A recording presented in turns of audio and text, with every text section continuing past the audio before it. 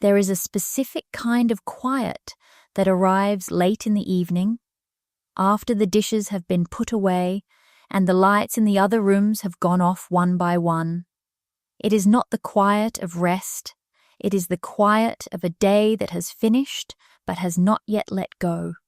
You move through it slowly, the way you move through any room that feels both familiar and slightly distant at the same time. And somewhere in the middle of that quiet, without planning it, you find yourself standing near the bag you brought home from work, already thinking about tomorrow. Packing a bag for the next morning is such a small thing. It takes no more than a few minutes. You fold the charger, you check for the notebook, you drop in whatever you will need by 8 o'clock. But there is something about doing it at night, when the house is still and no one is watching, that makes it feel heavier than it looks. Not in a painful way, in a quiet, accumulated way. As if this small action carries something behind it that has nothing to do with the bag itself. The hands know what to do. That is the strange part. They move through the routine without needing instruction. Charger in the front pocket. Notebook or laptop. Water bottle if you remember. Keys somewhere near the top. There is almost no thought required. The body has done this enough times that it moves ahead of the mind, and the mind drifts slightly, not toward tomorrow, not toward anything specific, just outward, the way attention does when the evening finally settles.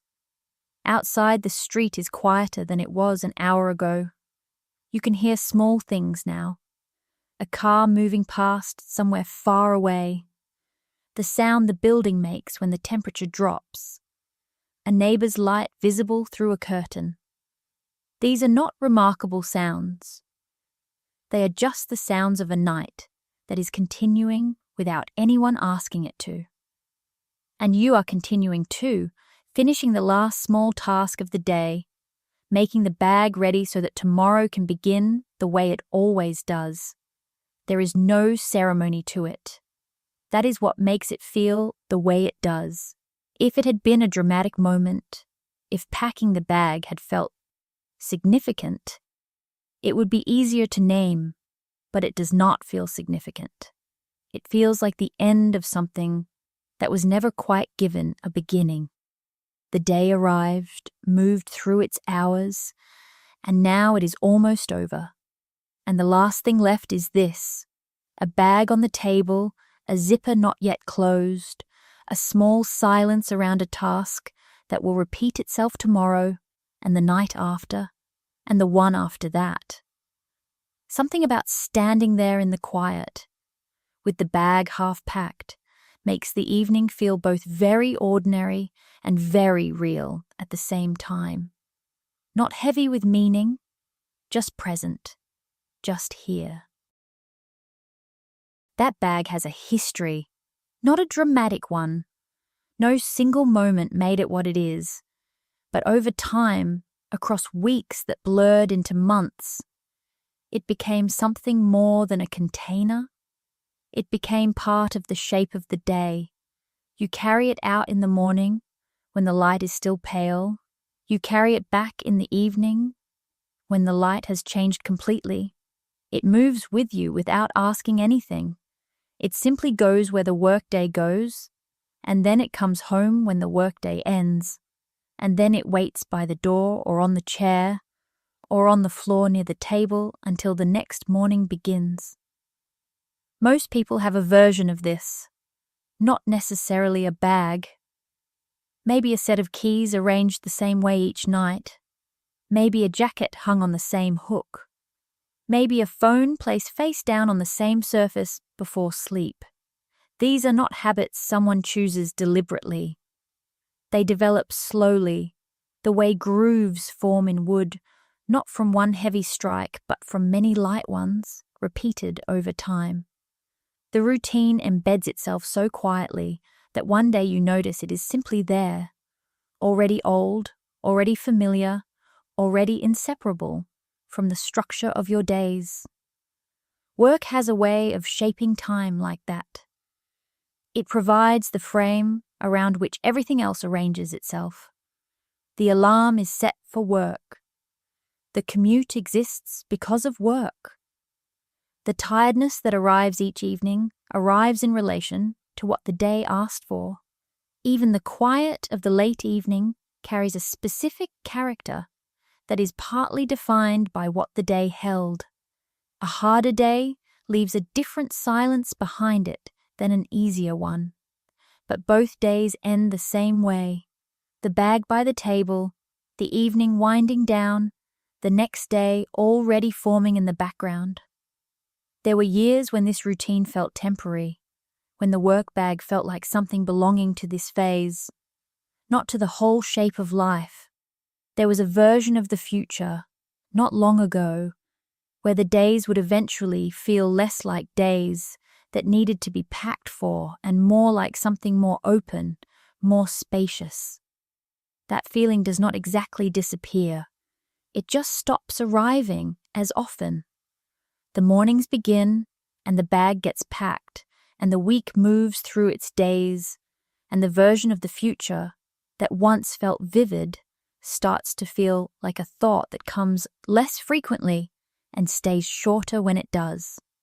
This is not bitterness. It does not feel like loss when you are standing in the quiet of the evening, moving through the familiar motions. It feels more like recognition, a quiet understanding that life has arranged itself into a shape. And this shape includes nights like this one, tasks like this one, this specific quality of stillness at this specific hour. The recognition is not dramatic. It just settles, the way the house settles around you as the evening deepens. And still the hands move, the charger coils neatly.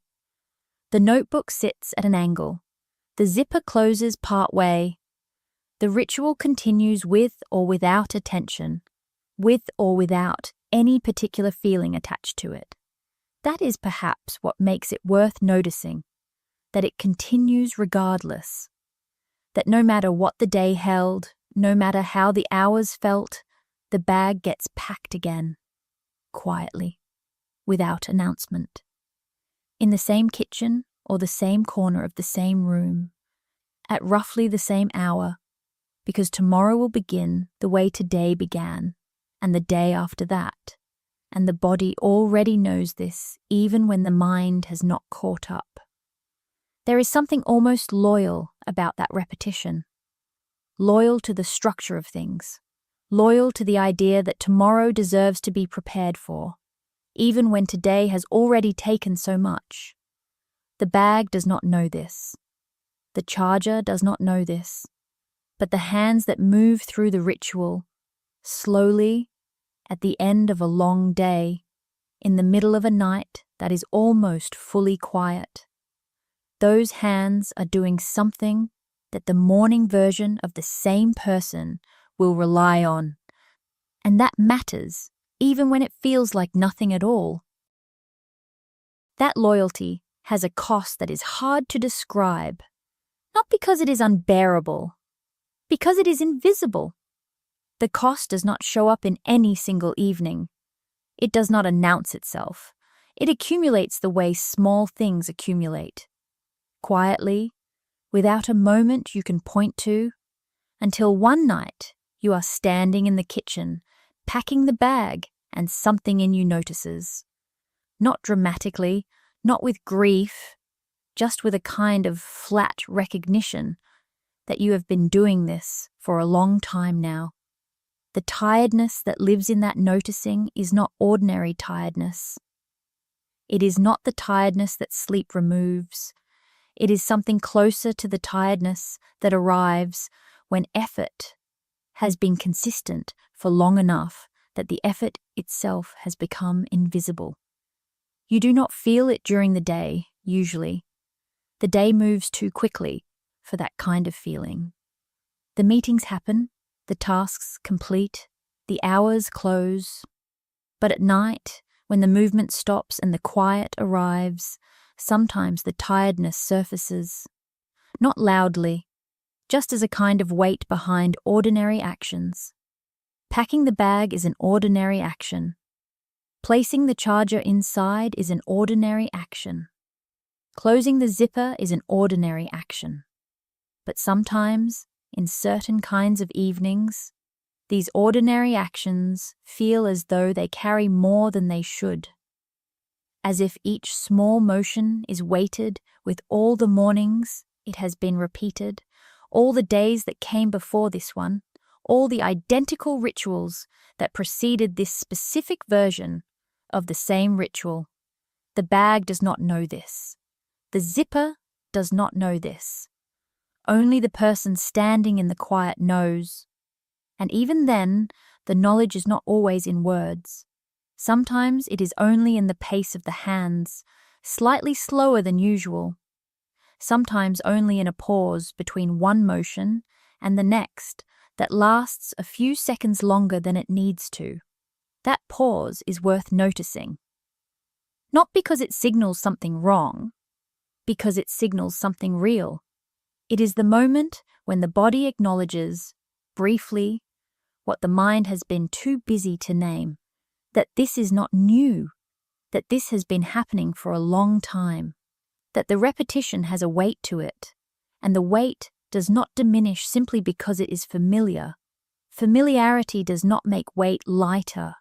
It only makes weight quieter. And quiet things are easy to overlook, precisely because they do not demand attention. The work that happens every day is like that. It does not always arrive with recognition. It does not pause to ask whether you are still willing, still capable, still present in the way you were when you first started. It simply continues. And you continue alongside it, because that is what the structure of days requires. Morning, bag, commute, hours, evening, home, bag again. The loop closes and reopens without asking permission, and somewhere inside the loop, without ever planning it, you begin to carry the loop itself. Not just the work, not just the tasks, but the accumulated weight of having shown up consistently for longer than you sometimes remember to account for. There are people who carry this without ever naming it. They move through their evenings efficiently, pack the bag without pausing, close the zipper, and move to the next thing. The feeling is still there.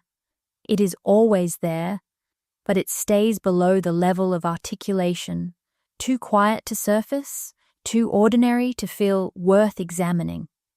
And maybe that is fine. Maybe not every quiet weight needs to be named. Maybe some things are simply carried, the way the bag is carried, without ceremony, without complaint, forward into the next morning. And then the hands continue. The zipper closes. The bag is ready. The night remains still. The pause ends without ceremony. The way most important moments in ordinary life end, not with resolution, but with continuation. The task finishes. The room holds its silence, and somewhere in that silence, the feeling that surfaced briefly during the pause does not disappear. It simply returns to wherever it waits between one evening and the next, patient, undemanding, present, in the way that quiet things are present without needing to be acknowledged to continue existing. What does it mean to show up day after day for something that does not always return the showing up? That question does not arrive loudly. It does not arrive as a crisis. It arrives on evenings like this one, slowly, in the form of a bag being packed in a quiet kitchen, in the form of a charger coiling into a front pocket, in the form of hands that know what to do even when the rest of the person is somewhere far away in thought. The question does not demand an answer. It arrives and waits and eventually fades into the background of the evening the way questions without easy answers tend to do. Work is strange that way. It fills so much of the available time. It structures the week, defines the alarm, determines the path of each morning. It gives shape to tiredness. It gives reason to the commute.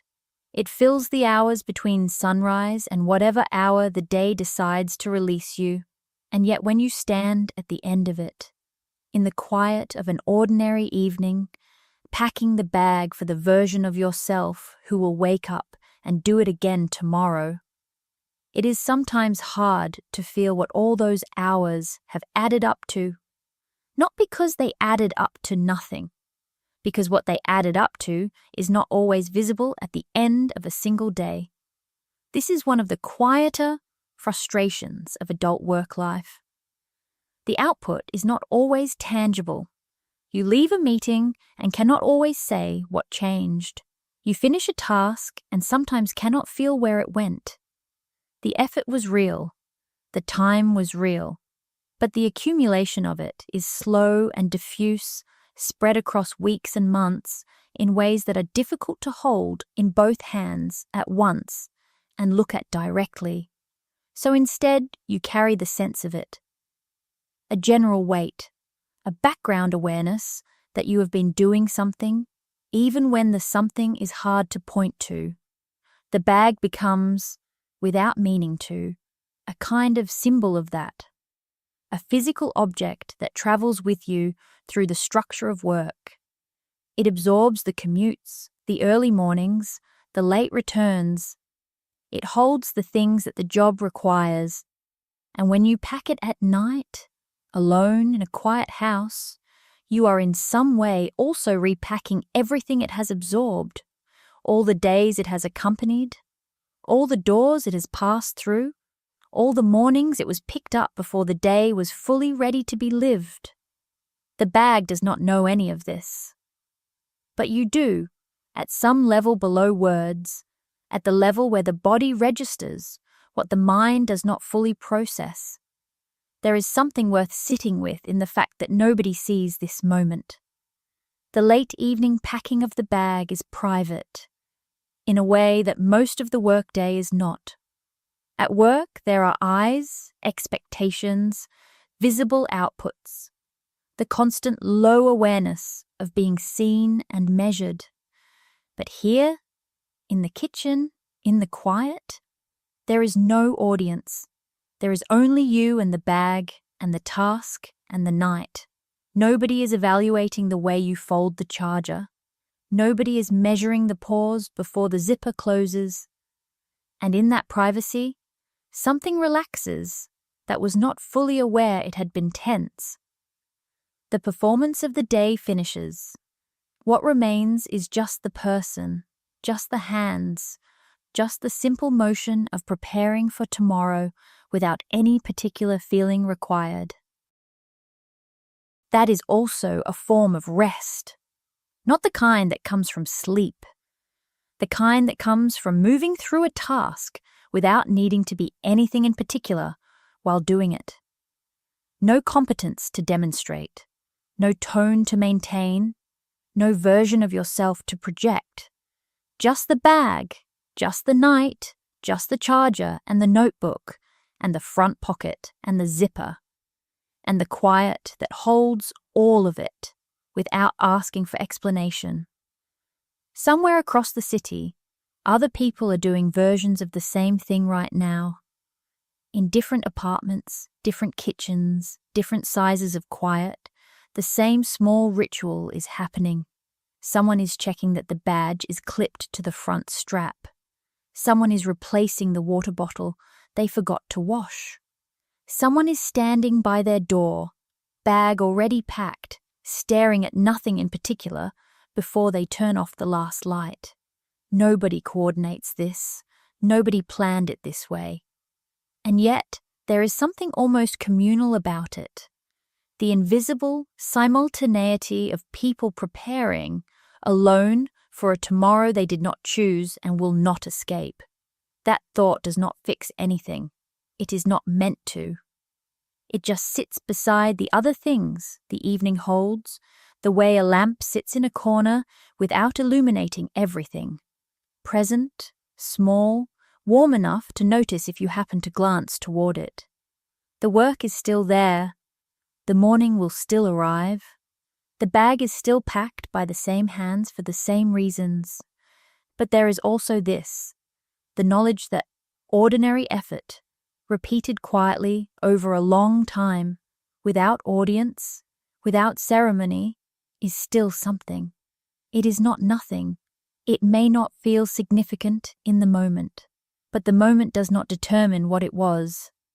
And the day comes back to you in small ways while you stand there, not in order, not as a story, just in fragments, a sentence said in a meeting, a task that took longer than expected, a moment in the afternoon when the work felt clear and almost light, another moment when it felt exactly the opposite.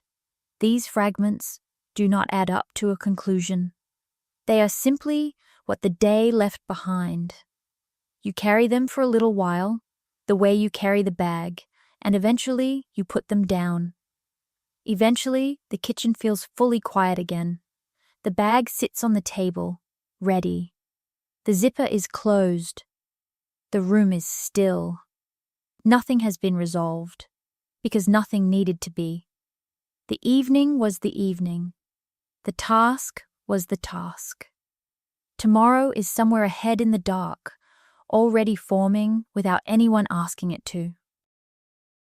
Tomorrow is somewhere ahead in the dark, already forming, and the bag on the table is the first small fact of it. Already packed, already waiting.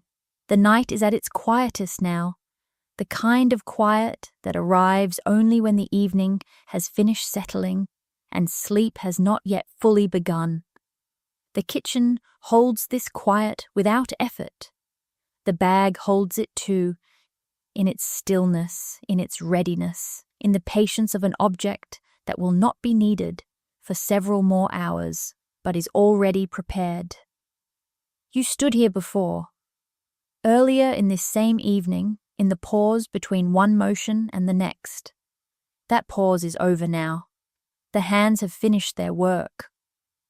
But the feeling that surfaced during the pause, that flat, clear recognition of something being old and familiar and still ongoing, has not fully left.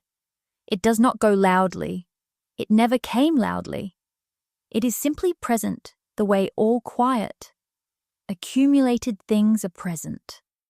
Not demanding attention, not requiring response, just there, the way the bag is there, the way the night is there, the way tomorrow is already there.